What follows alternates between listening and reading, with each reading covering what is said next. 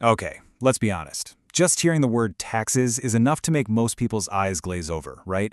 We kind of dread tax season. But what if I told you that understanding how taxes actually work is one of the biggest cheat codes to building wealth? And this quote right here, it's everything. We get so focused on our salary, that big number, but the real game is all about how much of that money you get to keep. And learning the rules is how you win. But here's the thing. A huge part of keeping more is making sure you're not tripped up by bad information. And there's one myth out there that's so common, it literally makes people afraid to earn more money. So let's just bust that wide open right now. All right, first things first. We have got to talk about tax brackets. Getting this wrong can seriously mess with your career decisions, and for no good reason. It is absolutely crucial to get this right. So, the U.S. uses what's called a progressive tax system. And that word progressive is the key. It does not mean your entire income gets hit with one high rate if you make more money.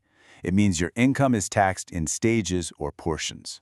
You know, the easiest way to picture this is to think of your income filling up a series of buckets.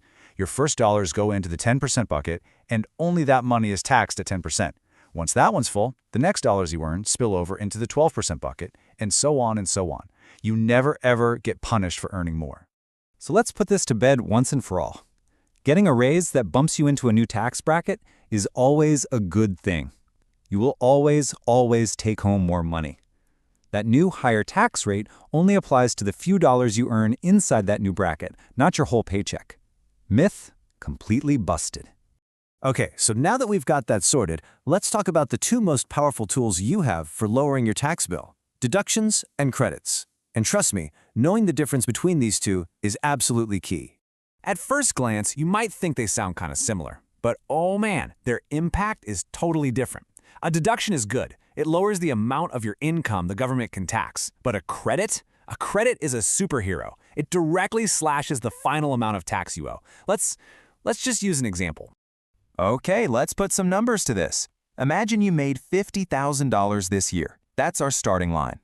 Now, say you've got a $5,000 deduction. What that does is it shrinks your income in the eyes of the government before they even calculate the tax. So, they now only see you as having made $45,000. Pretty cool, right? That's a nice win.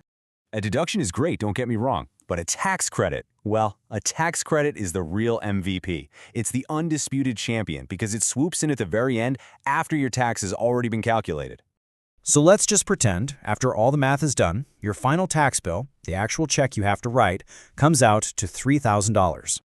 But then, boom, you find out you qualify for a $1,000